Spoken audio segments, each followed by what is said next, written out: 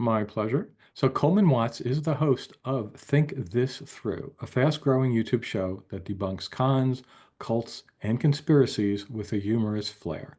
Coleman has a background in theater, film, and computer science, and his interest in skepticism comes from not so great personal experience of falling down rabbit holes, and I'm sure we'll hear about that. Welcome to the show, Coleman. Hey, thanks so much, Rob.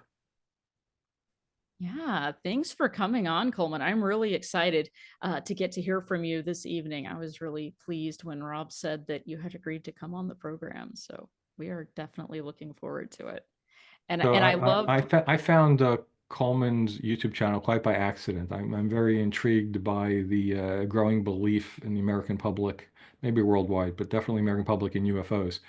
And I was looking at the latest videos talking about all these things, and This Week Tonight put out an episode where usually they're pretty good and they're skeptical about things, but they just fell down on the job. And after I saw that, I just did a face palm, like, oh my God, like where were the researchers on this team? Because basically, they they they made it an equal thing between true believers of UFOs and scientific skeptics, and we both don't, we're both too extreme. And then since I watched that, YouTube and its brilliant algorithm recommended a channel I had never heard, which was Coleman Watts episode, basically analyzing the flaws in that episode of This Week Tonight. And it blew me away. And then, long story, we'll talk about it later, but I got to meet him, and so that's why he's here. Yay, algorithm. Also, boo, algorithm. We'll talk about all of that. Hey everybody. I'm going to talk for a little bit. So my name is Coleman Watts, and you know that I'm an expert because I have my own YouTube channel, and they don't let just anybody have one of those. Yeah. And on this channel, I uh, talk about my own. It's inspired by my own journey. It's kind of a culmination of everything that I've experienced in my life, the good and the bad and the weird, and trying to make sense of it all. So I put out videos as often as I can while I'm doing other things with my life. Currently, I'm working on my Halloween special, which is going to be wild, and you're just gonna have to subscribe to the channel if you want to see the video. It's gonna come out as soon as I can. Um, so what really launched me into this work is that I had one particularly bad experience with a cult that kind of changed my life. And it caused me to go back and reevaluate a lot of other experiences I've had throughout my life. And I've had a lot of aha moments. And I keep having those. And I've wanted to have an outlet for exploring and sharing those things. So here I am. And tonight I just want to talk about how I've come to this point and the many pitfalls I've fallen into along the way. Hopefully, you can be inspired by the fact that you don't have to be perfect, or you can just laugh at me. But either way, hopefully, we'll have fun. And I'm going to show a few clips from my videos to use as a jumping off place for discussion. And if you have burning questions, just put them in the chat. The moderators are looking at the chat, and if it's really relevant to what I'm talking about, and I'm about to move on to the next subject, then go ahead and interrupt me, and we can have a little bit of a discussion. So let's get into this. So this show is called Recovering from Religion. So I'm sure that all of you are familiar with the manipulation techniques that are used by religions. You've probably either experienced it yourself, or you've talked about it here, or with people that you've had these kind of conversations with, and so you know about the way that these techniques work: the repetition, love bombing, flattery, threats, or thought-stopping techniques, or isolation, or confession, or magical thinking, or false memories, or black and white thinking, just to name a few. And those things don't just work for religions. Is a realization, is one of those aha moments that I've had. And it's though all of those things are really part of a broader category that I would call by the technical term culty stuff. And I know that you all had Stephen Hassan on a couple of weeks ago, and I caught some of that talk, and I always love hearing him tell his story. It never gets old. Um, and and reading his book was one of the helpful catalysts for aha moments for me. For people who But don't since this, who weren't here, let me just tell. So you want to say who he is, just so people don't know? Stephen Hassan is a cult expert and also a former cult member. Yeah, he's a member of the Moonies. Escaped that extreme cult and became a psychologist, I believe, and now specializes in cults. Yeah, helping people leave cults. Right. So that's not Right. up on our YouTube channel yet, but it will be shortly. But yeah. Great. Great. Looking forward to catching the rest of that there. And so, since this is the Recovering from Religion show, I thought I would start with religion. And it just so happens that I made a video a few months ago. I got it out just in time for Easter, which seemed really perfect because it was about the top 10 guys who all claim to be the reincarnation of Jesus. And when I was researching this topic, it was fascinating. And every time I make a video, I'm like, okay, Coleman, this time you're going to be like those other YouTubers and you're going to make this video really quickly and you're just going to crank it out and it's going to get tons of views and likes and it only took you a couple of days.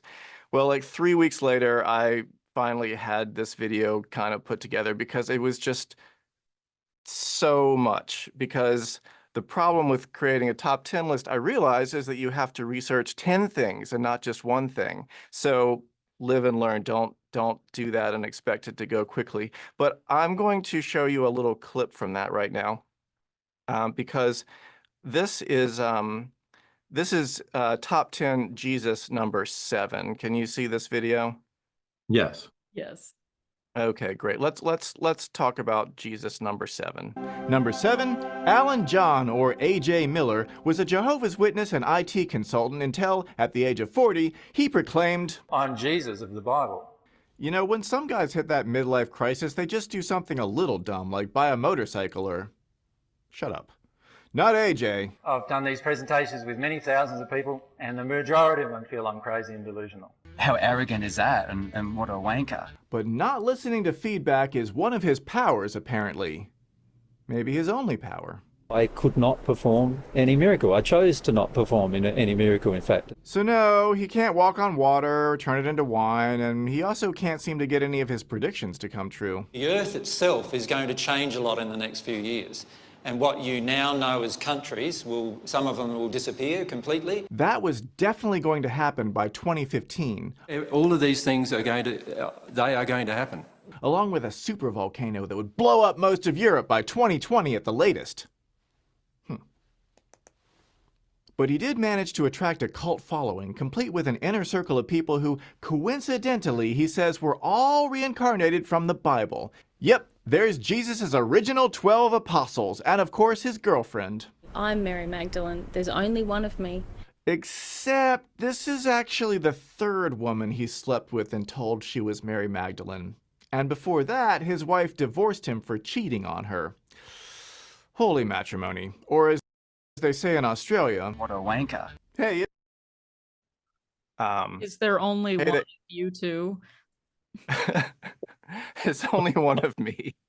Yes. I feel like it's a I bad can- sign that someone had to say, and there's only one of me. Just keep telling yourself that. Oh, boy. Yeah. So I'm back. And the reason that this clip jumped out at me when I was thinking about talking to everyone here tonight is that this guy, I didn't even get into the really effed up stuff in this video because, like I said, it's a top 10 video. I was trying to cover things quickly, trying and failing. But AJ, like, you learn a little bit more about him. He was really posing himself as a guru, and he would post these sort of, I don't know, in the form of podcasts, these like really hypnotic meditations in which he was subtly or not so subtly encouraging people to split up with their partners, break up their families, you know, divorce their parents. And he was reportedly responsible for a lot of divorces. And he gathered these followers together, having split them from people that they cared about. And that jumped out at me as a huge red flag, because you know, I mean, it's funny to like make fun of him for calling himself Jesus, because that's like the really extreme part of this, and ridiculous. Um, but it's also dangerous, and he has a dangerous edge to him. And I learned about him about a year after I got out of my own cult experience, and so I started comparing and contrasting. Um, and I was kind of amazed at how similar he is to the leader of the cult that I got sucked into. So around 2015 or so, I got sucked into this cult that was an offshoot of, I don't want to go into all the details, but the big guru of that one was a dude named Stefan Molyneux, and he was actually a strident atheist. So strident that he was, you know, one of the things that he preached was that, you know, teaching children religion is literally child abuse. And I'm not here to debate that point, just pointing out how strident he was about this. And so, and yet, in the things, in the way that he spoke, in the way that he preached, in the things that he told people, he was also saying the same sorts of things, and he was also responsible for a lot of family alienation. He especially was advocating his largely young adult following to divorce their parents. And he was also teaching his followers that they're special. He also spoke in the same confident mannerisms. It was a fun fact I learned after that that the word confidence was shortened to con for con artist. That's one and the same word. Um, and um, and it started to dawn on me that, oh my God, you could do this with anything. Like you could have it's not just, cults aren't just religious. You can have an atheist cult, you can have a self-help cult, you can have a yoga cult or a wellness cult or a cult about selling beauty products or chasing UFOs. And so one of those aha moments for me was realizing that it's not actually so much about what the belief is as how it's sold and who's selling it. Because if you listen to this guy Stefan talk, or you listen to AJ Miller talk, and you compare that to a recorded speech by Jim Jones, which I've listened to, or a speech by L. Ron Hubbard, you will hear all the same patterns in what they deliver. They're going to be talking about their grievances. They're going to be talking about how the media treats them unfairly, how criticism of them is fake news, how their followers are in an us versus them paradigm, how their followers are special, and how the evils of the outside world. And yet they're, on the surface, their philosophies are different. I think I've hammered this point home, but so another fun aha moment for me was that there are certain professions that people who want to be cult leaders or con artists are going to gravitate towards. Anything that has a certain air of authority to it, but doesn't require any actual credentials or the pesky work of like going to school for 8 years. That, you know, that sucks, and most of these guys can't be bothered to do that. So there's there's certain professions where you can get around that, where you can have the authority without having to go through the, any kind of work. So anything like a pastor, a preacher, a life coach, a, a or just Stefan called himself a philosopher. Um, the the dude on Ancient Aliens calls himself what was it? A theorist, an ancient astronaut theorist. Oh, that Any one gets me every time. They'll have people coming on and it'll be like, someone who's an author of what? Oh, Yeah. don't worry about that. A theorist. Okay. Yeah. Hmm. Life coach is one that bugs me. Or herbalist, or like anything that anything that can give you a title without actually having any kind of, especially if it has a regulatory body, they're going to stay way away from that. So like Tony Robbins is a life coach. That's his only credential. And Tony Robbins, as probably most of you know, is a dude who sells his self-help philosophy and self-help courses. Basically, people pay thousands of dollars to go and sit in front of him while he gets up on stage and shouts obscenities at them for hours and days. And that's supposed to change their lives and turn them into better people. So Stefan Molyneux, this internet philosopher, he did a whole podcast about why he's not a cult leader. He really did that. He talked for like an hour about why he's not a cult leader, despite what everybody says. It's all fake news. And one of the big reasons that he gave was that he doesn't have a compound, because obviously if you don't have a compound, then you can't have a cult. So this is probably a good time to talk about the rise of internet cults and the spread of misinformation and influence through the internet. So I've got another little clip to show that again, this is me working through some stuff, guys. I'm using this as my therapeutic thing. So I'm just gonna show you this, and we'll get to experience it together. Egads! I have just discovered that Bigfoot is real. Furthermore, the actual Noah's Ark has been uncovered. Moreover, the pyramids of Egypt were in fact constructed by ancient aliens. I have researched all of these topics on a marvelous piece of technology known as the YouTube.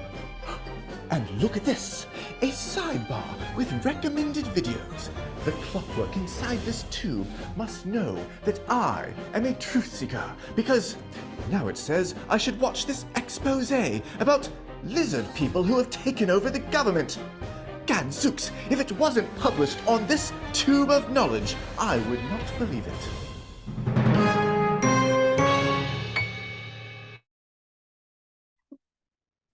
Gadzooks, I love it. I remember that store. I used to shop there. I think that is how some people experience the YouTube, though. I'm concerned to say that that may not be far off.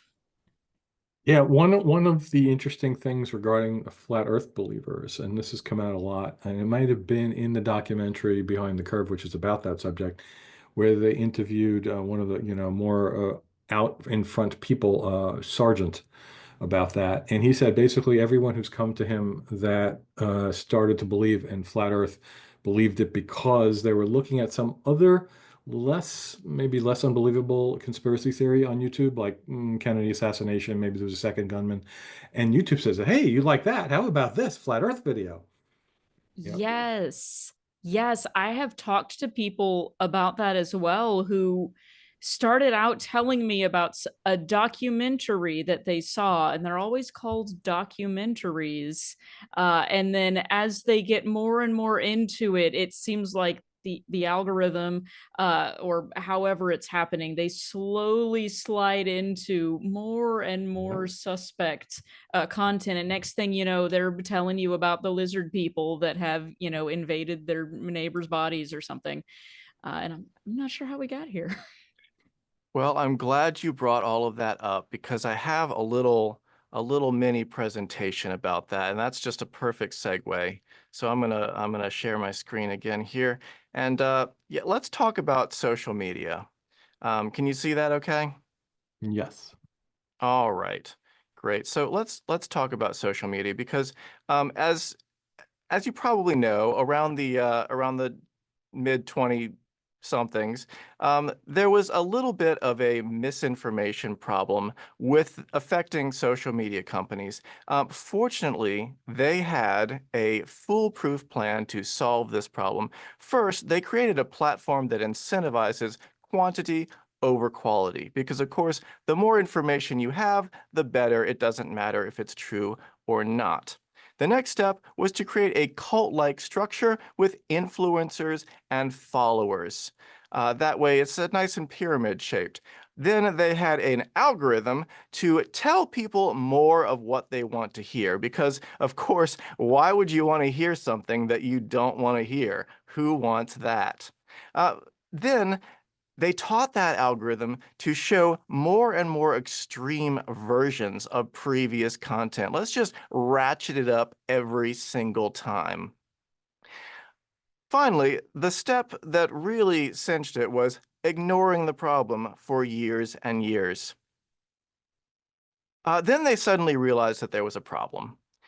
And so what they did was that they created a half-assed attempt at censorship, which poked the hornet's nest that they had fostered and validated all the conspiracy theorist narratives about persecution. What could possibly go wrong? It was a foolproof plan, and the proof was in the fools.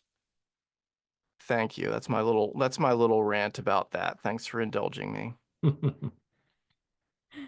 Yes, as someone has just said in the chat, is interesting. They actually deconverted from Christianity following, videos down the rabbit hole, which got more and more specific. So in that case, it kind of helped them, but it's a double-edged sword. Mm, right. That's a good point. It will lead you in whatever direction you're sort of heading in already, or whatever direction it thinks you're heading in. And Yeah. I suppose it would be somewhat self-correcting, I guess, and correct me if I'm wrong because I am not a tech person, but is it based on how long you engage with the content? So like if you immediately click away from certain types of content, it's going to try again with different content, right? To see if you watch the full video. Is that Yeah, nobody knows how the algorithm works. It's a black okay? box, and Great. it's constantly being tweaked. I mean, uh, you you probably saw in the news just this week there was a some sort of scandalous story about how TikTok, they uncovered that the algorithm demotes unattractive people and promotes attractive people according to what the Ooh, algorithm thinks missed is that. attractive. Wow. I don't know why that was a scandal. I thought that was just a well-known part of the algorithm. I guess it wasn't. I think saying it out loud is the part that was the scandal. Yeah. So And who's making that determination about how they look? Is that an AI decision? Ooh. yeah, of course, yeah. And I mean, Oh. I had read an article about this years ago about TikTok because TikTok in particular is geared towards being the most, you know, promoting the most entertaining content that really uh, promotes like a fantasy version of life for people. Like everything has to be glossy, everything has to be unrealistic. So I thought that was well known. But YouTube, yeah, the my personal experience of the algorithm with YouTube launching off of the um, because uh, because this leader that I fell down into his rabbit hole, Stefan Molyneux, was on YouTube. And so YouTube knew that I was watching that content. And so it started recommending more and more extreme, like intellectual dark web B kind of content.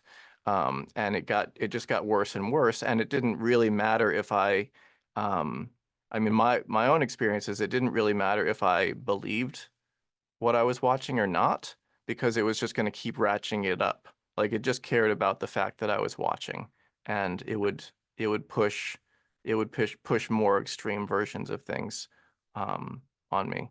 Uh, from what I've heard, the YouTube algorithm values watch time over everything else. So the more time you spend watching, the more successful it feels that it's being. And it doesn't matter what it is that you're watching, as long as you're watching. That's somewhat terrifying when you start breaking down the criteria that may be being used, first of all, by the algorithm, but then second of all, that we don't know exactly what the criteria are, almost makes it seem worse because there's less ability to understand how the content that we're seeing is coming to us. And I think that makes it all the more important to be mindful about not just how much time you're spending there, but now you have to think not just about the content itself, but why is this content appearing in my feed, and double check yourself every time you click on something. That is very cumbersome. Yeah, I mean, I think it starts with sort of a throwing mud at the wall sort of approach, and it just gives you a smattering of everything. But as soon as you click on something, it's going to start zeroing in. I think the real, I think the real problem is that the people who designed YouTube designed it for entertainment purposes only. But people are getting information from it that they think is real information, and sometimes it is. Like there are legitimate news sources that post their videos to YouTube. There's legitimate authoritative sources like the CDC that post information to YouTube. But anybody else, including me, can post shit to YouTube, and it's gonna get treated the same. YouTube treats misinformation the same as information because it doesn't know the difference. There are a few, like I said in my little rant there, they have made a half-ass attempt to try to crack down on certain types of misinformation, but they're always going to be 10 steps behind because people can say whatever they want, and people have also learned to mask what they're saying and use dog whistles, use phrases, or I mean, I've seen YouTube videos where they'll they'll spell it out, they'll write it on a sheet of paper to try and get around the algorithm flagging it. Oh yeah, I think we were probably supposed to be saying alligator rhythm this whole time. Yeah. Now they're gonna come for this video. It's okay. Have you had any problems like that? I don't think we've had any videos that were taken down or anything, but we don't necessarily run our videos with an intent of monetizing. It's simply for informational, educational purposes. So we're not perhaps spending as much time as some other platforms might be trying to maximize and optimize the amount of clicks. Otherwise, you wouldn't be seeing me on here hosting every week. I don't think I passed the algorithm test, but I don't think we've had any issues with videos getting flagged or anything. Have we? So I have not heard that, but interestingly, just this week, so there's a skeptic podcast from Australia, which sometimes I contribute to, called The Skeptic Zone. And they had an episode taken down from YouTube because they used a word which, let's see, I don't want to say it here, just in case.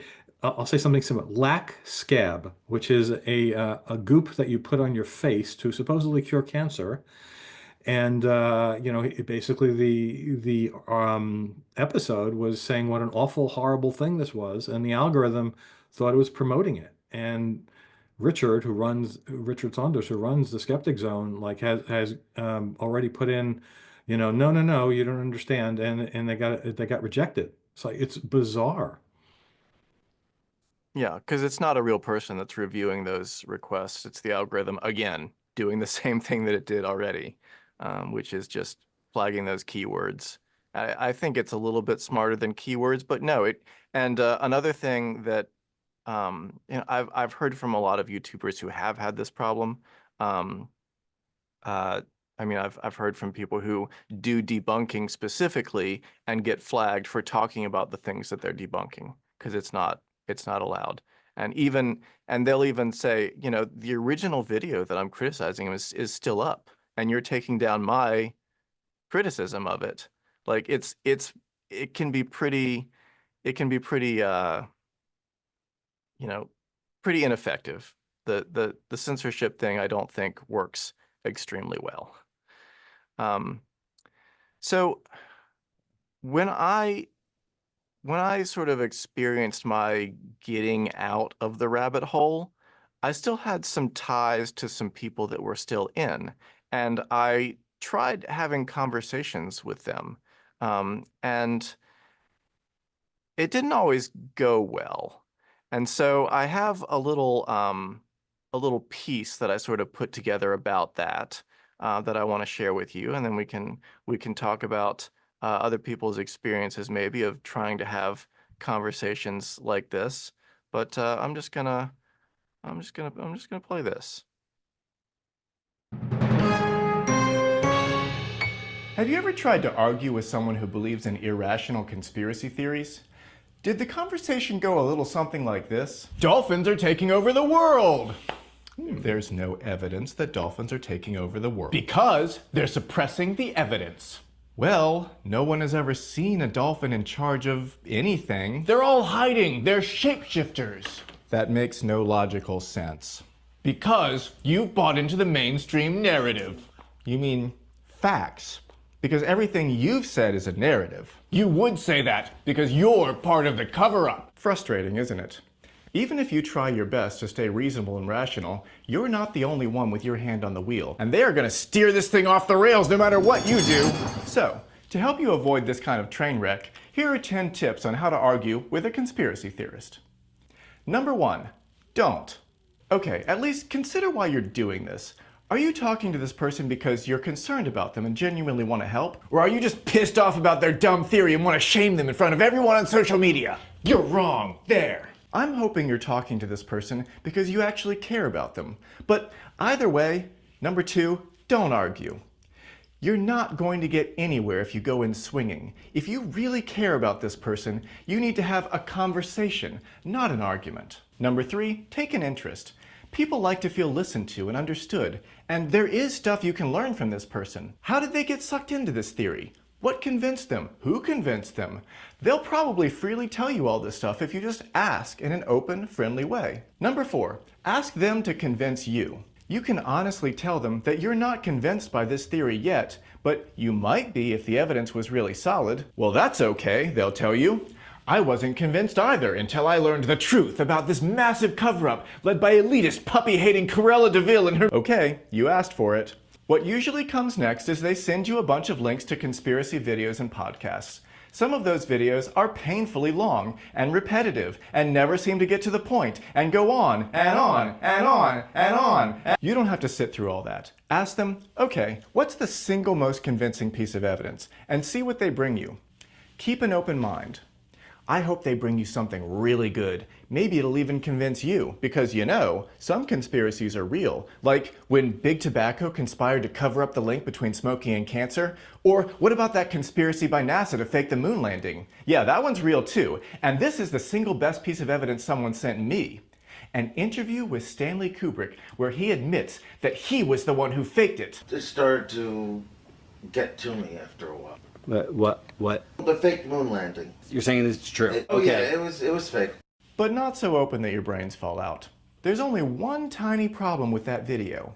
That's not Stanley Kubrick. That's an actor named Tom from a 2015 mockumentary made 15 years after Kubrick died.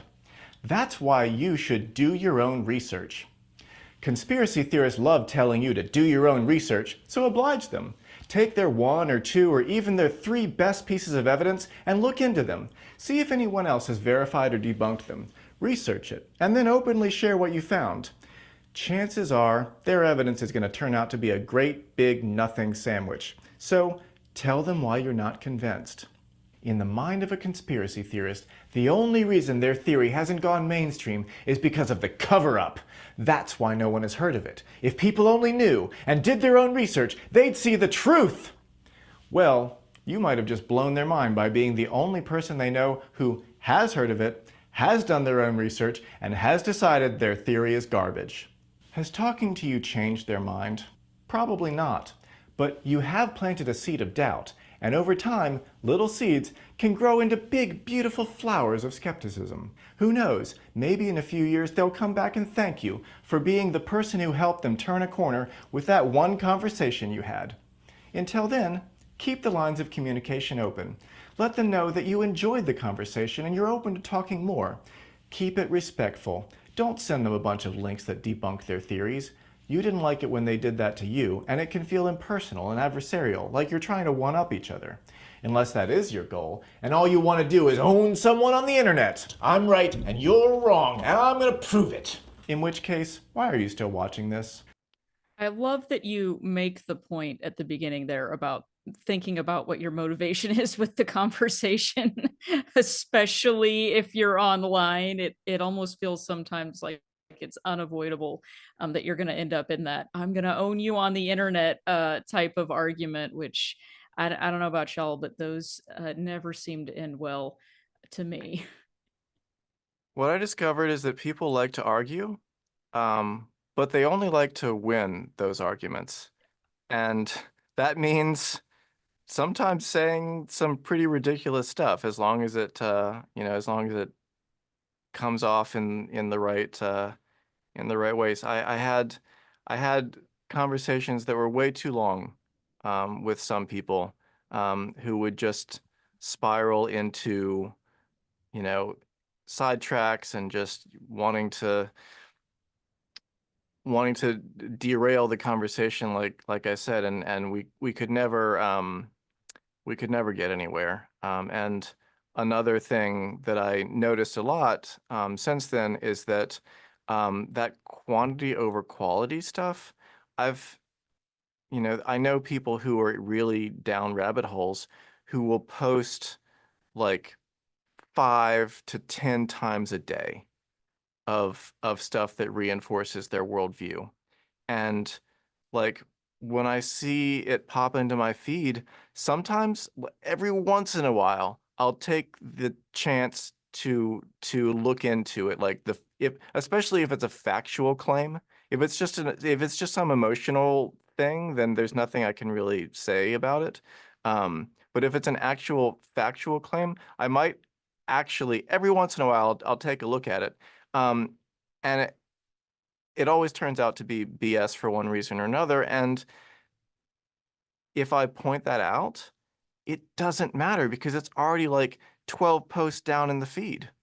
And and the fire hose just keeps going. So it just doesn't, you can't keep up with it. And it doesn't matter that, you've debunked this one thing because now there's a million other things. So I really do think that the best you can do for people who are in rabbit holes, because I've been there, is to just try to keep the lines of communication open, try to just stay friendly and curious and interested in them as a person, and that lets them share with you and open up to you and maybe express doubts to you at some point. And you can just be there. And I'm sure you all have similar advice to people who are stuck in religious groups that they, are maybe feel that they have to say they're 100% behind, because you can't be 99% into the religion. You have to be at least 100% into it. And so you just have to be there for them in case they ever have doubts. Maybe they'll know that you're a safe person to talk to. And this journey has really humbled me in so many ways. I have learned about how wrong I was about so many things. And it's also taken me back to exploring a lot of beliefs that I've had in the past and making me wonder, well, if I was wrong about this, maybe I was wrong about some other things too. And I have an illustration for this. What I've realized is that this is my brain. And my brain, I think, is pretty similar to the typical brain, I imagine, where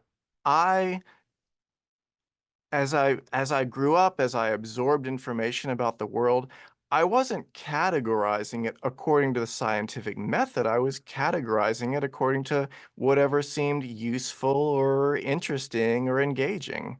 Um, and so I would have places in my brain where I could have, a spot for science or pseudoscience. And both of those seemed pretty interesting. Medicine and homeopathy both seemed plausible and useful. You could see a doctor or you could see a chiropractor. Either one of those things might be helping.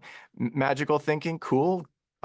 Just as cool as critical thinking. Astronomy and astrology, both things that you might want to know about. Archaeology and ancient aliens. Let's not discount the possibility of ancient aliens. Psychology could be useful, but also psychics. And so this, I think, is where my brain, this is what my brain was full of when I was a young adult. And so I've been on a journey of sorting that stuff back out and saying, let's try and think of a better way to categorize it. And that is why I'm so grateful to have found, the scientific skeptic community, because these are folks that that care about truth more than about winning the argument or being right. I mean, maybe sometimes, but as on a whole, philosophically, the philosophy is not about joining a group and having an us versus them experience. The point is to try to figure out what the truth is. And so I've told some stories today, and I want to actually talk about stories themselves, because I think this is one of the things that can really suck people in. So take a look at this, see what you think. You know what conspiracy theorists love? Narratives. Narrative. Narrative. I mean, it's not just conspiracy theorists. As human beings, oral tribal traditions are practically in our DNA. Narratives have been handed down from generation to generation for thousands of years. The fact that we have stories that are not just similar but identical leads me to think that perhaps these ancient cultures were visited by the same extraterrestrials. That's not where I was going with this, but yeah, conspiracy theorists really love narratives. And hold on, what the hell is an ancient astronaut theorist? Can I get a degree in that? I picked the wrong college major. If you think about it, every conspiracy theory itself is a narrative. It's a story about how an evil cabal of dark, shadowy overlords has a sinister plot, but a brave group of rebels is fighting back with the help of some adorable teddy bears. And if you were being cynical, you might say that the average conspiracy theory has such a big narrative to compensate for a very tiny body of supporting evidence. But let's not be cynical. We'll take a fair and balanced look at the story of how NASA and Stanley Kubrick pulled off the biggest hoax in the solar system. Like any good blockbuster, this one has some big-name stars in the cast. Richard Nixon, President of the United States, was behind it all. We know he was a dirty old man. Tricky Dick was all hot and bothered to shoot his wad to the moon, but he just couldn't get it up. It was a bad case of projectile dysfunction, and he was just gonna have to fake it. Because back in '61, President Kennedy promised they'd get to the moon by the end of the decade, and now it was 69, dudes! Now, we couldn't have Dick hire just anyone to direct his naughty film, like some anonymous military contractor who's already sworn to secrecy. That would make way too much sense, and wouldn't make a very good story. We need some name recognition here, so that when the average Joe hears this theory, he'll be like, Stanley Kubrick, perfect choice, because he did make a movie in 1968 in which they went to the moon, and it was like totally realistic and stuff. Like, that's exactly what it looks like when you walk in zero gravity. And between working for 5 years on 2001: Space Odyssey and then working on his next film, A Clockwork Orange, he had plenty of spare time to pull off the most realistic hoax ever in perfect secrecy without anyone ever wondering where he was disappearing to. But let's not get hung up on pesky details like facts and logic. As a narrative, this is a pretty good story. So this was another fun aha moment for me when I realized that conspiracy theories were always telling we're always talking about how the mainstream narrative is brainwashing everybody. And one day I was like, wait a minute, that's a narrative. They're telling me a narrative. It's, how is this different? And Coleman, was moon landing denial part of the cult that you were associated with? no, but it was something that it was like, I showed that illustration of my brain. It was one of the things that sort of entered my brain when I was growing up, and I never, like so many things, I never actually researched it. You know, I heard it, interesting idea, not sure if it's true or not, but better file that one away. So I think that, and that's been the case with so many things, like whether it was homeopathy or chiropractors or vaccine safety or organic food or you know, there's it's just been a mix. Like what I got from growing up was a mix of things that I learned that were true and things that I learned that were just hearsay or received wisdom or rumors. Um, and I found, at least speaking for myself, that my brain wasn't particularly good at sorting out one from the other. Because if it came from somebody that I trusted, or if it, you know, if it seemed plausible, or if it made a really good story, then why not? Yeah. Well, and I think that's a really good point that you made too earlier on about how you had all of those various beliefs that you were holding at one time. And you know, whether it was the homeopathy or the chiropractors or astrology or whatever. And if you I wonder if part of the reason too that it might have been more comfortable to say something like, oh well, you know, I'm not sure, I can't say that is or isn't true, but we just don't know, is that if you were to say, no, I definitely don't believe in the fake moon landing conspiracy, and then said the reason why, wouldn't those reasons also apply to most of the other things in that bucket? And you would then have to explain why you believed some and not others based on those criteria. Yeah, exactly. And so it turns out that narratives aren't the best source of factual information. Sometimes a narrative can be used to help teach factual information, because our brains, I think, are, at least mine is, better at remembering stories than dry facts. Which is why I think some of the best teachers that I had in high school and college were the ones that were able to wrap the information into a story, into a narrative, and present it in an interesting way. And that's also why some of the best conspiracy peddlers and hucksters and internet influencers are able to achieve what they do, is because they're able to wrap their whatever it is. And you know, like I said earlier, it almost doesn't matter what they're selling because they're selling themselves. They're selling their brand. They're selling their influence. You know, whether the actual product is goop or you know, conspiracy theories or you know, follow me and abandon everybody else. It doesn't make a big difference. These guys that I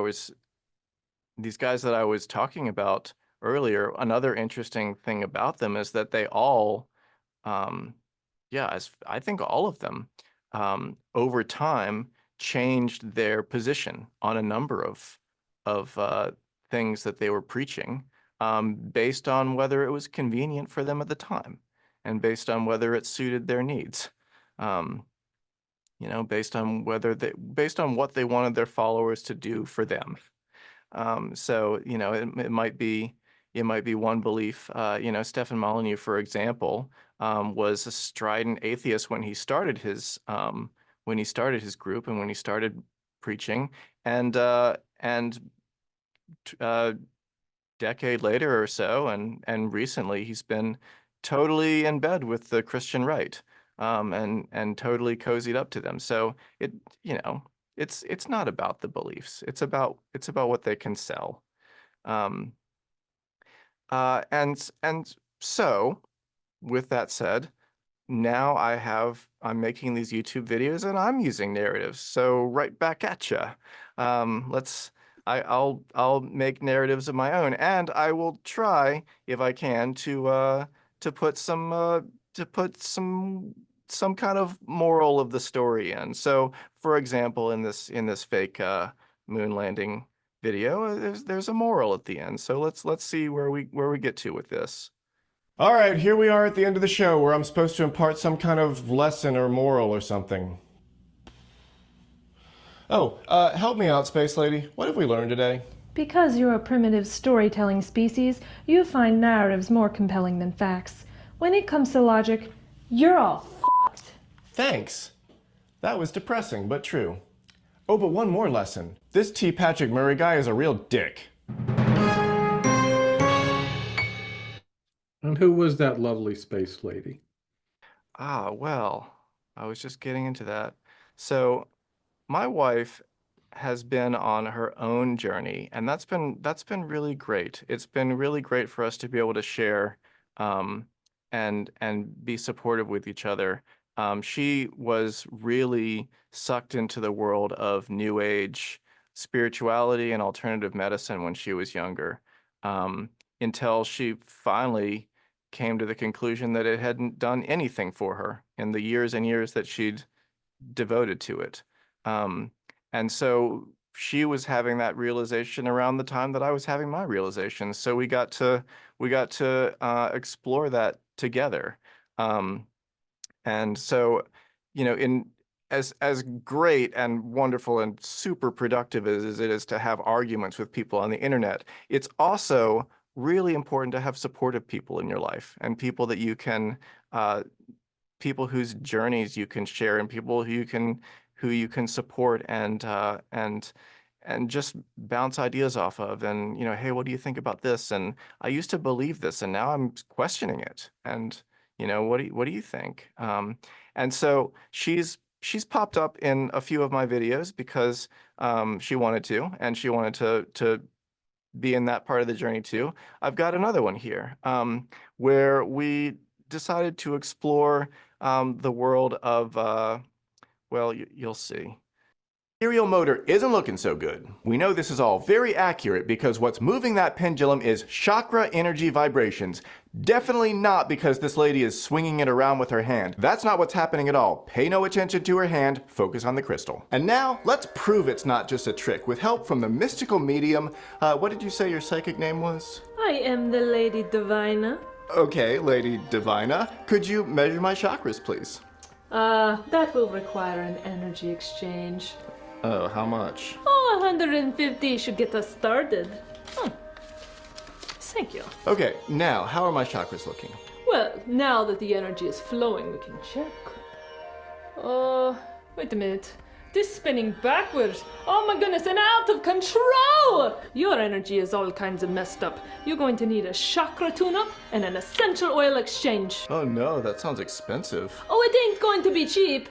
You're going to need some body work and... Well, before we get into the hard sell, if we could just make sure that the pendulum was moving because of my energy and not that I doubt you or anything, but if I could just try hanging this right there. No. This does not work with that energy of a practitioner. Sure. Just give it all the energy you want if you don't touch the chain. And let's see now. Okay, is it spinning on my third eye chakra? You see, it's messed up. You see what it's doing? It's not flowing in clockwise direction. Well, as convincing as that was, what if I wanted extra proof that chakras exist? You want the more expensive option. That's not quite what I meant. Why don't you watch promotional videos from our sponsors?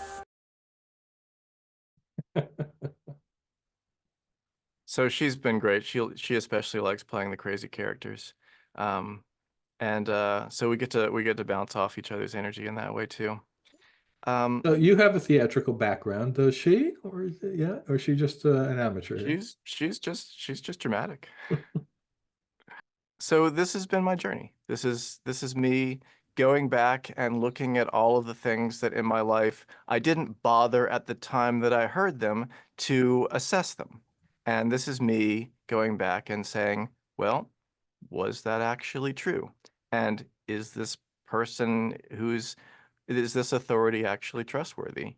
And it's been a super fun, super rewarding experience, and really appreciate you all letting me share it with you tonight. Well, thank you for sharing it. Yeah, that was a lot of fun. I love that it came with videos in addition to your stories, your narratives, your It's all a experience. narrative. Yeah. Well, it may be, but as someone once said in an internet argument with my brother, just because it's a conspiracy doesn't make it a theory. Just because it's a narrative doesn't make it wrong. I don't know. It was a silly thing to say that made me wonder which thing that person thought was the problematic term. But it's not that it's a narrative that's an issue, right? It's if we're relying on a narrative to lead us someplace that the evidence doesn't point, right? So one of the things that came to mind when you were talking about that, the importance of a narrative and story, and people follow that better than just plain facts laid out, is my recollection of the Cosmos series. You know, not only the original one, but the modern reboot with Neil deGrasse Tyson in the Carl Sagan role of the narrator, and that was all about storytelling. They would not just lay out facts; they would tell you the story of the scientist or the academic or the explorer who discovered something and proved something to be the way it was, as opposed to just laying out just straight facts. And it's it's a very beloved series. So Yeah, and I actually clipped a little bit of Cosmos in one of my last videos because Neil deGrasse Tyson was in there getting into an argument with a dude named Terrence Howard who believes that 1 + 1 equals 2. So I got to play with that, and yeah, that was a great series, and that's an example of narrative storytelling that works because it works in the sense that it leads people towards more factual information because that's what it's grounded in. Absolutely. That kind of comes back to what you were talking about at the beginning, right? With, how people fall down these rabbit holes in the first place, right? They're watching videos on a program or a platform that was designed to be entertaining. People are going on there to hear stories, and it's easy to just follow along. So it is to some extent about the packaging. And it definitely makes it more believable. And I actually have a bit of information about one of the scenes in the original Cosmos series. So there was a segment about the Library of Alexandria and Hypatia and all that. And, because it was in there with everything else, it seemed very authoritative, and I just believed that to be true. And then something like 30 years later, they start talking about that on the Skeptic's Guide to the Universe as, no, this is not the way it really happened. It's like, that was like a shock because I believed that as well as anything. My sister happens to be a historian of science, and she also told me, yeah, no, that they didn't say that right. And in fact, unfortunately on Cosmos, when they do history, they don't get it as right as they get the science, because apparently that's not the important thing to them. Either they don't know it, or they are more interested in telling a story, whether even if it's not exactly true, just to get the science true. And once I found that out, that bugs me a bit. I had a friend who would always say, I never let the truth get in the way of a good story. Yeah, well, and I think that too, that does kind of reveal a bias that sometimes pops up even in the scientific skepticism community. If people kind of tend towards having a background in the quote unquote harder sciences, there can sometimes be a tendency to discount the other sciences, the social sciences, which also provide us with evidence and important information about our experiences in the world. And the whole hard versus soft science is, in my opinion, just a very badly veiled phallic reference that we don't need. But anyway, thanks for ruining that for me. Yeah, you're welcome. You can't unthink it now. Great. Yeah. There you go. Take that with you. Your parting gift from RfRx. But where was I going with that? Yeah, there are many experts from various fields with valid information to share with us. We should be open to hearing from them if they are indeed actual experts and telling you actual evidence-based information, not an alien theorist or whatever that was. Okay. That was great. I guess we should probably start moving towards Q&A, but before we do, remind us again where people can find you and your work if they want to see more of your videos and things. Yeah, for more narratives, you can find me on youtube.com/ at Think This Through channel, or just type in Think This Through channel on YouTube. Awesome. And for people on the live session, that is going into the chat now. Yep, absolutely. All right, and let's see what else. Rob, you interviewed Coleman as well for the Skeptical Inquirer, eh? Yes, so as I mentioned in the beginning, I had found Coleman's fantastic video dissecting the This Week Tonight segment, basically saying that playing both sidesism for UFO true believers with scientific skeptics saying, you know, they're both wrong. And so then I contacted him and I said I wanted to interview him for my column because, like, people in the skeptical community, he was fairly new at this, didn't really know who he was. I thought that was a good way to introduce him. And then we were trying to set up a date to do the interview over Zoom. And he suggested a time. I said, no, I can't do that. I'll be in North Carolina at a conference where I'm speaking. And he said, oh. So then wound up, he got invited to be a speaker there too. And that was his first, am I correct, Coleman, your first public talk? My first public talk in this field, yes, in this genre, as a skeptic, and instead of you know, whatever else I've done in my life.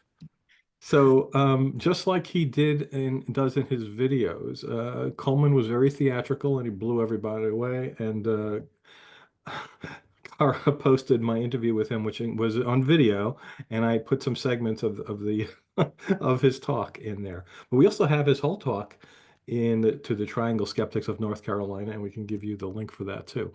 So yes, it was complete with accents and props and costumes. Yeah, and that's where those slides were from that I showed about social media.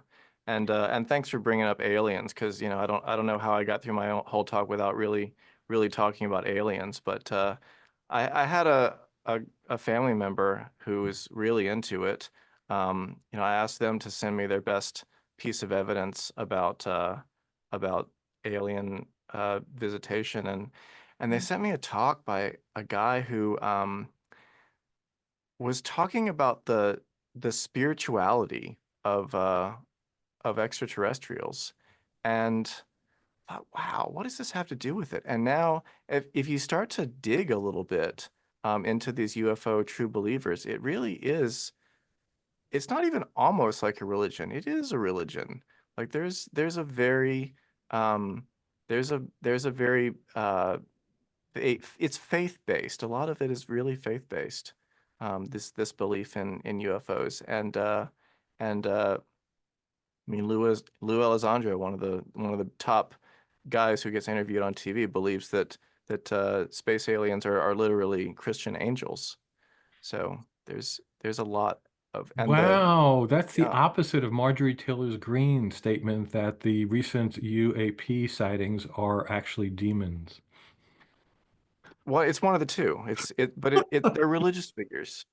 Oy. And of course, if you haven't read Carl Sagan's brilliant Demon Haunted World, the Demon Haunted World, he talks a lot about the continuity between religious reports of miracles and reports of flying saucers, and how those two have merged in the Middle Ages. You know, if something strange happened, it had to be a sign from heaven. And in the 20th century, if something strange happened, it had to be coming out of Area 51. So there's a lot of overlap there. Yeah, I mean, I know the story of, you know, night terrors and that sort of a thing. sleep paralysis, where in the past, when people suffered a bout of that, it was a demon holding them down, a succubus, I think is a name. And now it's what is reported to, by alien abductees. That's how they were abducted. Right, but same phenomenon, same Yeah. medical condition, sleep paralysis. Yeah, that's a great book. We've mentioned that one a few times. If anyone hasn't picked it up yet, I still recommend it. That's the one that also has the chapter called the Baloney Detection Kit, where it gives you a step-by-step sort of list of things you can do to determine if the content you're consuming or that you're reading is BS or not, which is a great thing to have in hand if you're, ever encountering algorithms that are feeding you content. So, yeah, Coleman, I've heard you recommend a book by Mick West for people who have family and friends who are, cult members or are pulled into conspiracy theories. You want to talk a little bit about that book? Yeah, and the conclusion of my one of the videos I showed, I hold up that book and recommend it. It's called Escaping the Rabbit Hole. And he does talk about having those sorts of conversations with people who are believers. And he talks about his years of experience as a debunker, of having conversations, not just, which is awesome, not having just insular conversations within the debunking community, but having lots of outreach and conversations with people who are believers. And even, getting to the point of having some people change their minds based on evidence that he had. So, it's mostly like a dream to have somebody change their minds based on facts, because, stories are so much more powerful than facts. And so present somebody with facts and their eyes might glaze over. But he has some real success stories, so real cases of that dream coming true. I have an autographed copy of that from when Mick West did a talk at SciCon after that book was published, but it's outdated because there's a new version now with new stuff, including about UFOs, which were not in the first version. I have to get that one.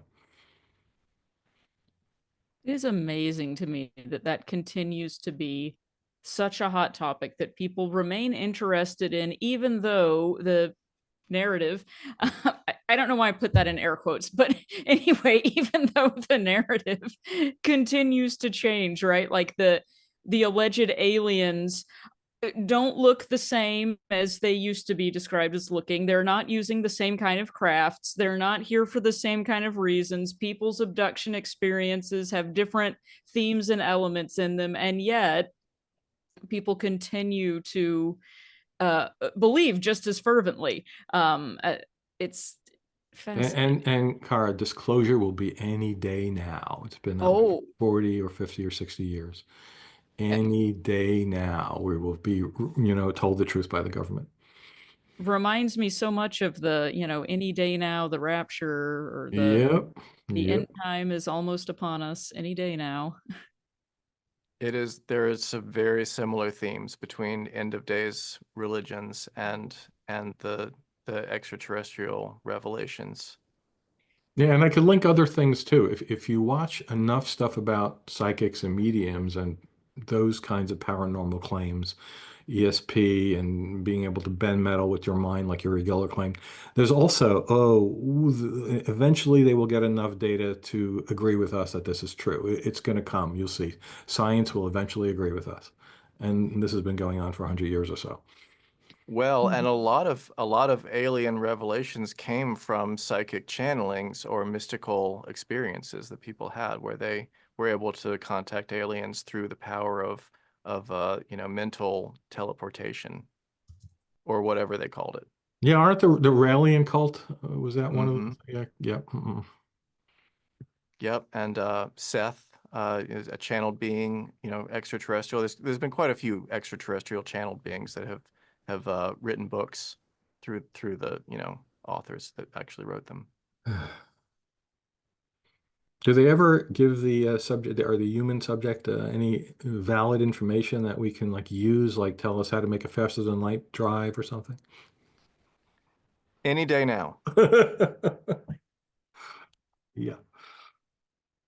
I love it. All right. Well, we've got a few questions, a few more questions that we could go to.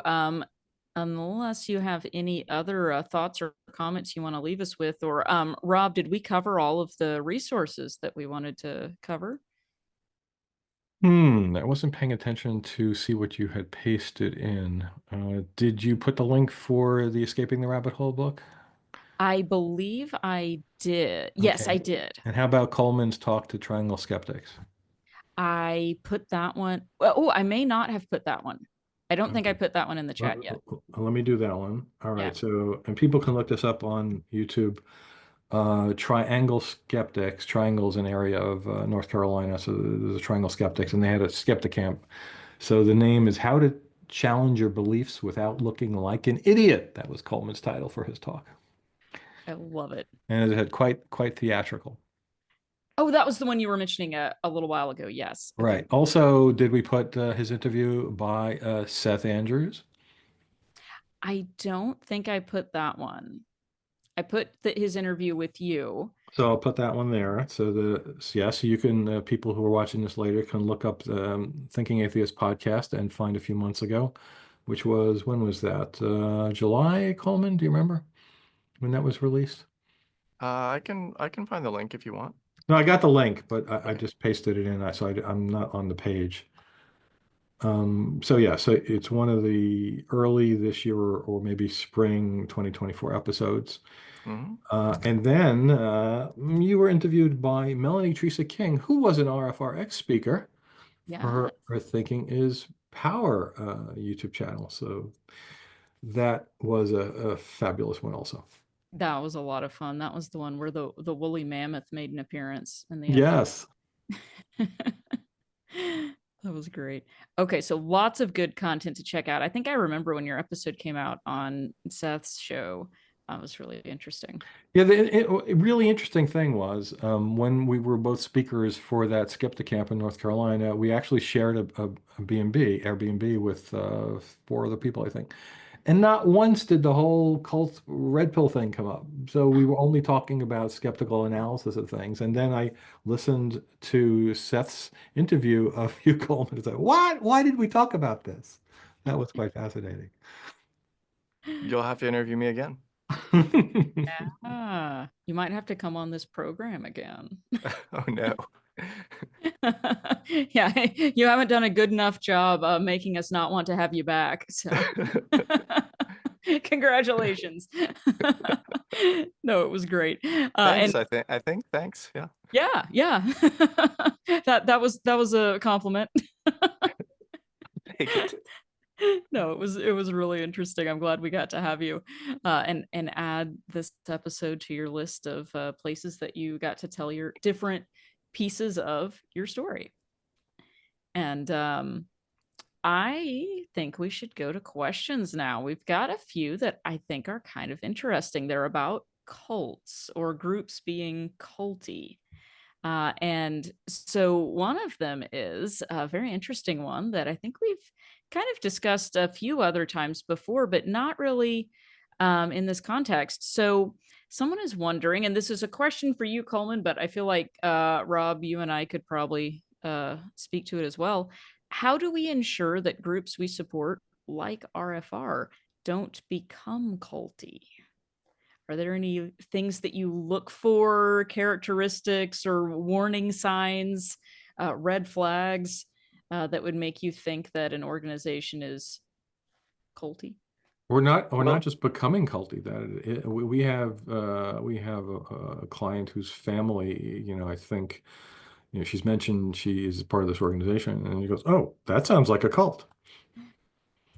So what's the pushback on that? Or are we a cult? Yeah, if you as I mentioned earlier, you had Steve Hassan on your show, and he wrote a book about cults, and there's a great little infographic in that about the influence continuum and what he calls the BITE model, which is all about controlling behaviors that groups can do. BITE stands for, I think, behavior control, information control, thought control, and emotional control. So if you just read down that list, don't do that. So don't try to control all aspects of people's lives. It's a good start. I like that. So am I bad if I say everyone must be here every Monday for this show? They must. Yeah, but I really, one thing that I really appreciate about Steve Hassan's that that that graphic or that bite model in particular is that the word cult is so poorly defined, and people want to have different definitions for it. The cults themselves have tried to redefine it several times. And there's also anti-cult groups, which are actually fronts for religious organizations. So it's a mess. And so having some academic clarity from him is very helpful because it can give a common definition of what a cult is, and also recognize that it's a continuum. You know, he lists about 50 controlling behaviors in there. And so some groups do none of them. I think, yeah, some groups do none of them. Some groups do one or two. And so maybe they're a tiny bit culty. And then some groups do 30 or 40 of them. And it's like, oh, wow, huge red flag. Yeah, But my personal non-scientific look at least well-known cults is Scientology is up there. they do a lot of them, Yeah. yes.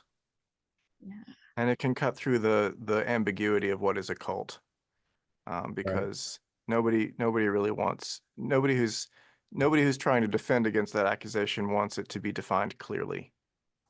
Yeah, I mean, nobody who's in a cult thinks they're in a cult, for absolutely sure. I mean, this has come up with people I know on the political spectrum opposite of mine now, and, I've used that word. How dare you use that word?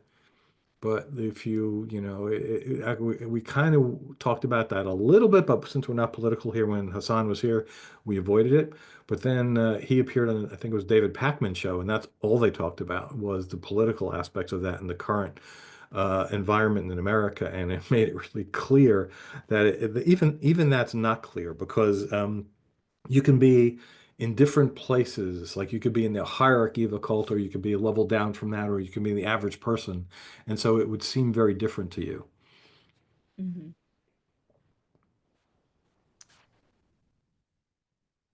Yeah. So let's see. Rob, what else do we have? You wanna? Yeah, so one of people on the session asked, do you think cultic groups, I don't know if that's a word, but cultic groups are on the rise currently? And do you happen to have a set of criteria for identifying such groups? So I think you answered the second part of that.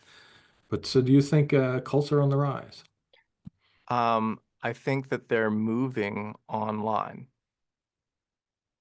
I think that the days of the in-person cult where you have a group that's enclosed in a compound, I think that can still happen, but it's amazing how people can get sucked into things online, and it's counterintuitive because it's like, well, you can just turn off your computer, right? Like there's no, what's keeping you there? And yet those hooks, those emotional hooks, those narratives that suck people in are very powerful. And of course, the algorithms that direct people down into silos, internet silos where people are, isolated from other sources of information because they just get it from this one source that becomes a bigger and bigger part of their lives. And it's interesting that thing about the thought that it has to have a compound. I guess because the more famous ones do, especially the ones that ended in tragedies, where people were killed or took their own lives. I'm thinking of one which I just found out some really interesting stuff fairly recently. So the Heaven's Gate cult, where people they ended their lives, although they didn't think they were ending their lives, because they thought their soul was going to rise to a UFO following Comet Hale-Bopp, and they would ascend to this other level. So all the people in the compound run by Marshall Applewhite did that, and they were found dead the next day. And the thing that came out after that, but much after that, was that this was the early days of the internet, but there were news groups and things like that. So this cult had members who were not in the compound, and they also killed themselves. And interestingly, as the sister of one of the victims, who was not at the compound but died, later revealed in her own book, that basically the police were trying to suppress the fact that these people, it was just a random suicide in some small town, that they were actually part of the Heaven's Gate cult because they didn't want that getting out, thinking other people might be copycat and kill themselves too. So that at least was her story about that. And that cult is still around. There is a podcast by people left behind intentionally to continue the message for when the next UFO shows up to beam them up. So that was a shocker when I found that out. Yeah, that's quite a story, and I get into it. I name Marshall Applewhite, the leader of that group, as one of the top 10 Jesuses because he did claim to be. Oh, I didn't know that. Yeah, at one point he did claim to be the reincarnation of the Messiah. But yeah, his story is just very, very tragic. He's a little bit of an atypical cult leader because I don't think that he was so much into his own grandiosity as he was just totally sucked into this belief, and brought people along with him. It was also one of the first cults that recruited people online. You look at they had one of the original very 1990s looking websites with the blinking text and the animated GIFs. But I printed that out before they took it down. Yeah. Yep. I still remember going out with my friend and looking through his telescope at the comet, and then the next day we found out that had happened, that they killed themselves. Wow. Yes, I'm that old. Yeah, that's really sad though, and I mean, just kind of reminds us how serious some of these beliefs get. Oh, and by the way, we like to talk about Star Trek here. Star Trek Connection. One of the people who died in the compound was Nichelle Nichols' brother. Oh no, that's And because he was really into Star Trek, their away uniforms were called that, away uniforms, and they had patches that were like Star Trek patches. I hate that so much. Yeah. That is terrible. Yeah, there's a Netflix documentary that came out just this year about it. Oh, I didn't see that. Oh, I did not know. I have to look for that. Do you know what it's called? I think it was called Cult of Cults. Oh, okay. I'm gonna look that up. That I would like to watch that. Wow. Speaking of Netflix documentaries about cults, I might as well mention it here. There's one that was released early this year, or maybe late last year, but fairly recently. It's called How to Become a Cult Leader. Did you wind up seeing that one? I haven't. So it was a series. I think it's the second one. The first one was how to become a serial killer, and it was basically, showing the commonalities between people of those. So in the cult one, it started with Charles Manson, 6 or so episodes. Each episode concentrated on one cult, although they then branched off slightly to other similar cults. The first one was Charles Manson, and they worked their way up. And as you mentioned before, one was a health cult. I don't remember the guy's name, but it was just about, he was a health guru. And then they went to the final one was the Church of Sun Yun Moon, which is still in existence and millions of followers. So it was like kind of two reasons for it. One was to say, what are the attributes of somebody who can be a cult leader and is drawn to that and can become a cult leader? And also, what are the similarities of people who fall for cults? All right, we've got well worth a watch. Lots of good movie and documentary recommendations on this episode. I love it. Okay, I think we've got time for one more quick question, and then we'll wrap up. And this question was a great question. How do you ask good questions? And for a little bit of context, this person says, I'm a newer developing skeptic, but I often find myself questioning reality and even why I do things, which can be great, but if it's happening all the time, it isn't really healthy. So I think they're kind of asking about how do you prioritize what you're asking questions about and what are the important questions to ask. Yeah. I mean, my own experience getting out of rabbit holes was very disorienting.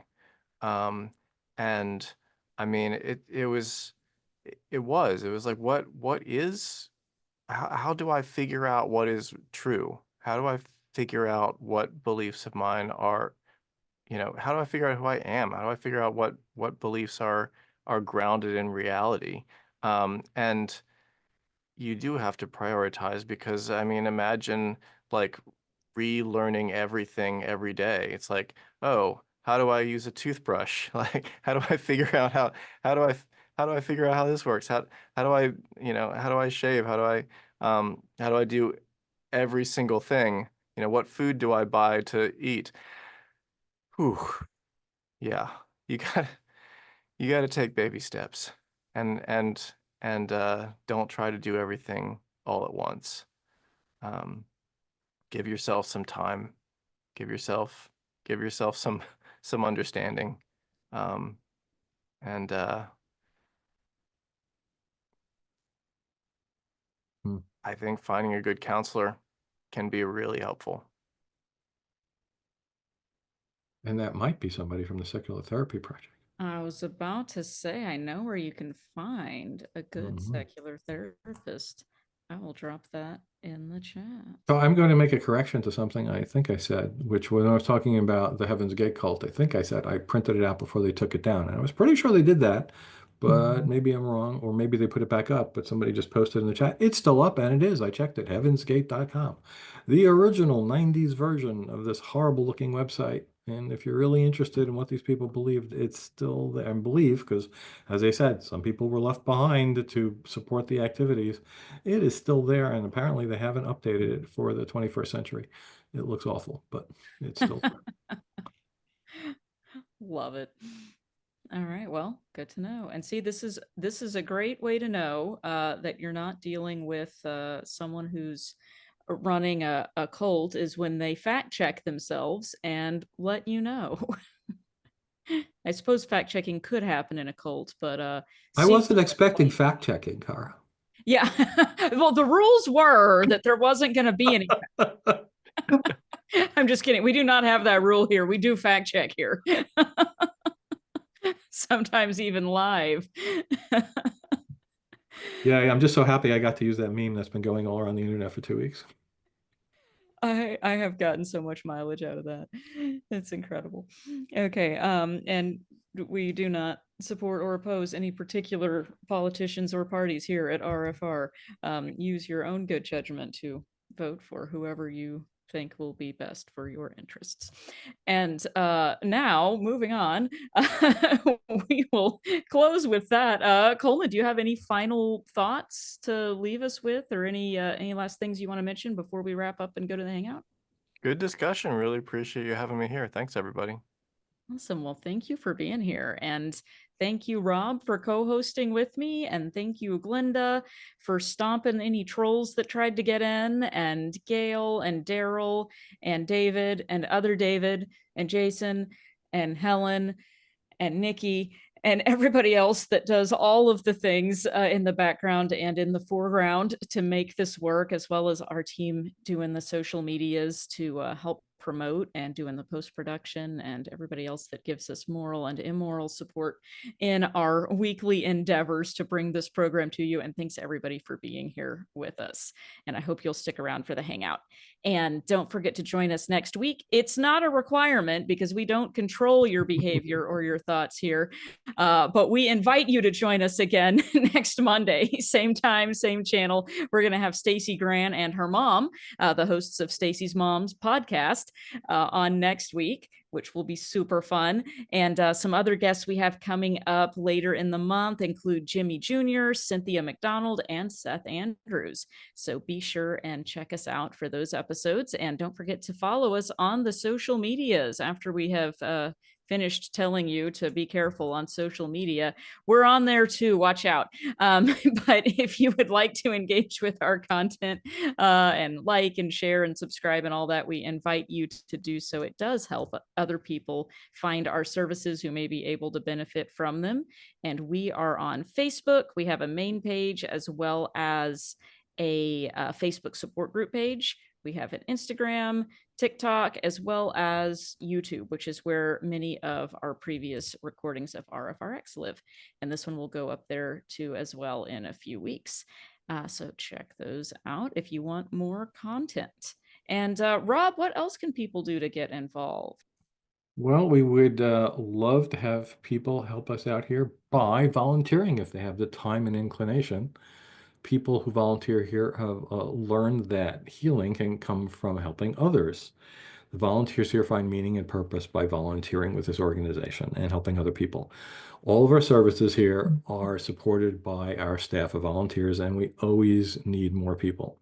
There's all sorts of jobs besides working the helplines, which is the thing most people hear about from shows on the ACA and other places. But we have a lot of other things which don't get mentioned that need help, like finding, vetting, and posting good resources for our clients to use, hosting support groups, supporting the online community, doing these shows, helping to edit these shows and get them online. So a whole bunch of stuff like that. IT support for sure we always need. So to apply to volunteer, fill out the form on our main page, which is at the top. There's a button that says volunteer, or you can go to recoveringfromreligion.org/volunteer. And I do want to say also that we recently created a 3-minute, just 3-minute long video that quickly says every single thing you heard in our opening, which was 15 minutes long, in 3 minutes, just to refresh your memory. And we recommend sending that to anyone who you think can use our help, because it's a really good synopsis of what we do here. And that you can look on YouTube directly, and it's called RFR What We Do, or it's at the bottom of our main page. Yeah. And with that, I would love to hand it over for some closing thoughts from Dr. Daryl Ray. Daryl, take it away. Okay, thanks, Kara, and thank you, Coleman. This has been interesting and fun too.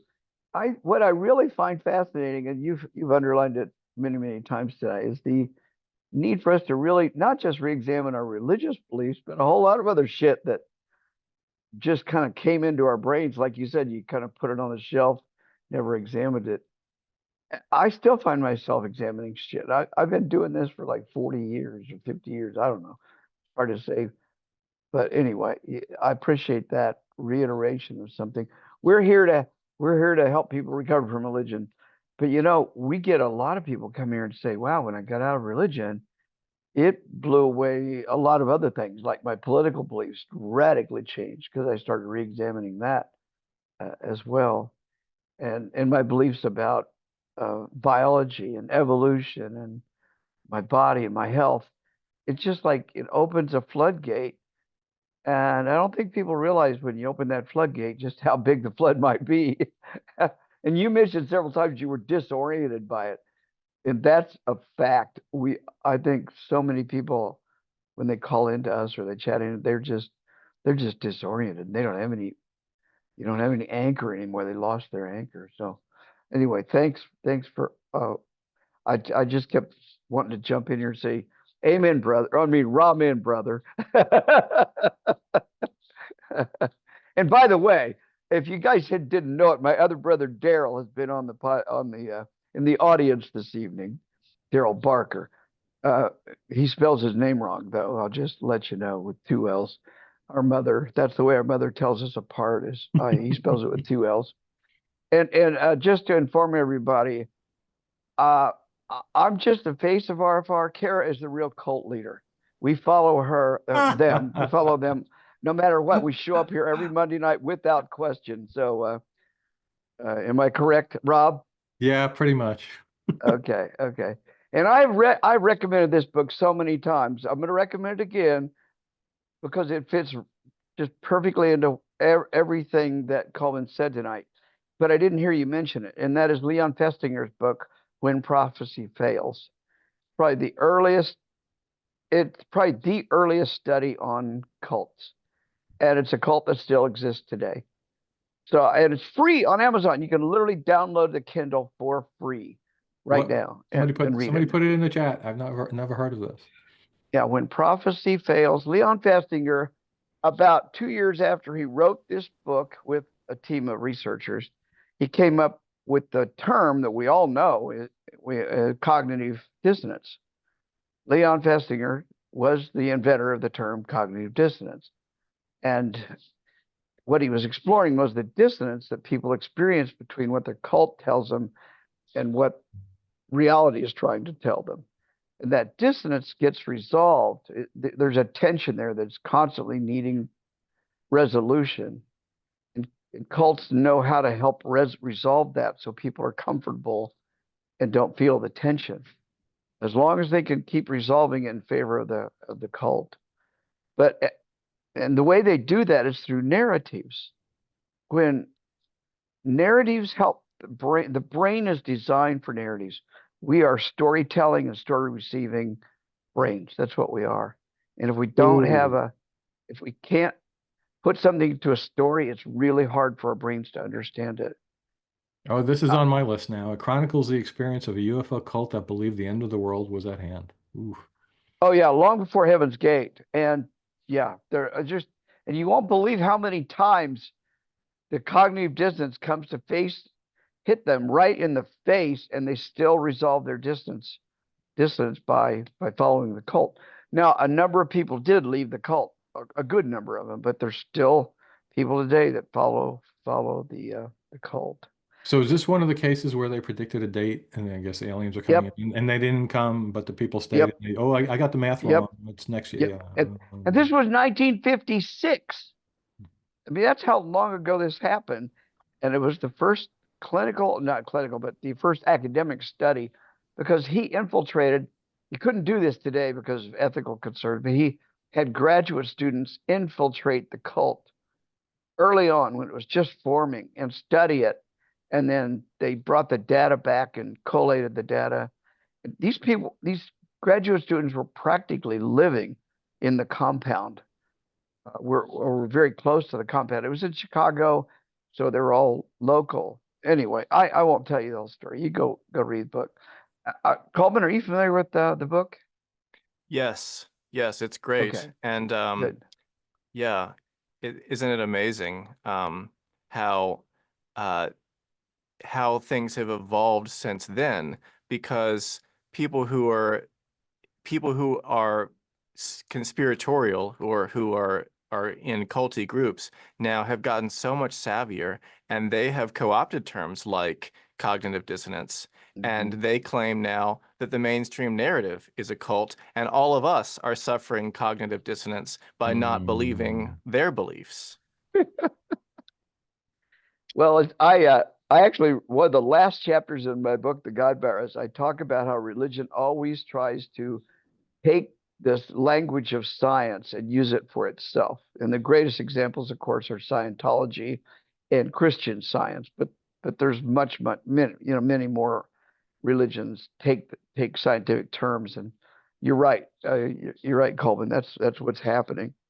They always try to adopt the language of science because that gives them more credibility as the culture adapts to their systems or their deceptions. But I want to underline this notion that narratives are the way our brains understand reality. And so we're constantly trying on narratives. We're listening to narratives. We love a good story, and a good story can convince us of all sorts of crazy stuff. As you can see, just read the Bible. There's story after story after story that's absolutely unbelievable, and yet people have believed them for 2,000 years. So I guess my unsolicited advice to people listening is examine your narratives and try on some new narratives. It sounds weird. It's hard to do, but you have a narrative about your childhood, for example. You have a narrative about your deconversion. And I'm not saying your narratives are wrong. But I am saying you can change the narrative. You could add a different emphasis to the narrative. You can add an angle, a new angle. I have told as you guys know, I've been on thousands of podcasts, and they all want to hear my story.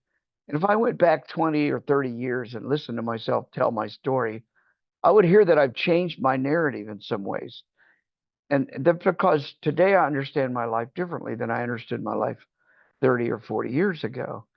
And we're always updating our narrative, so to speak. But I think we can be intentional about that. In fact, there's some psychotherapies that actually use those kinds of techniques of narrative, changing narratives. I mean, sometimes people take on very destructive narratives about their lives, and then they perpetuate those. And for one of the narratives I hear people say, and I'm going to get this. I'm spending too much time here, Kara, I know, but I'm going to say this. People have narratives about things like how could I be so stupid as to believe in that cult or in that cult leader? How could I be so stupid as to believe that religion? Well, that is a narrative, but it's a narrative that puts the blame on you, focuses in a negative psychological way on you. Whereas if you could change that narrative to say, maybe I was doing the best I could with what I knew at the time, that's a narrative change. Small, but very powerful narrative change. And so I'm just asking, examine your narratives and change them a little bit, adjust them a little bit, listen to other people's narratives, because they really do influence our lives in ways we don't even realize. I will shut that down here right now. Thanks for letting me ramble on, Kara. Please consider donating if you can. All of this is subsidized by our generous donors, and we just got back from an excursion that was partially subsidized by people like you that donate to help us make this all possible. Thank you, Coleman. Back to you, Kara. All right, thanks, Daryl. And we will go to the Hangout, but I do want to share the results of the poll real quick. We can talk more about these in the Hangout, but thank you for reminding me to share the poll results. And real quickly, I'll tell you what they were for our listeners. The first question we asked was, how often do you think you encounter misinformation or disinformation in general? And 54% of people selected several times a day, which was the most frequent answer choice available. 32% said weekly, 8% chose monthly.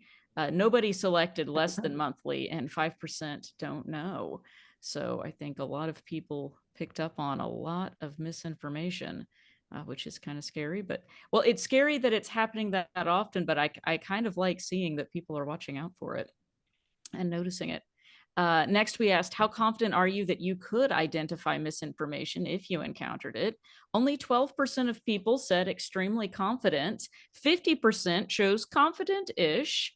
29% are somewhat confident. Only 6% not very confident, and 3%, again, don't know. That's always a good answer, and that's a valid answer here. We like to say, I don't know, if we don't know things.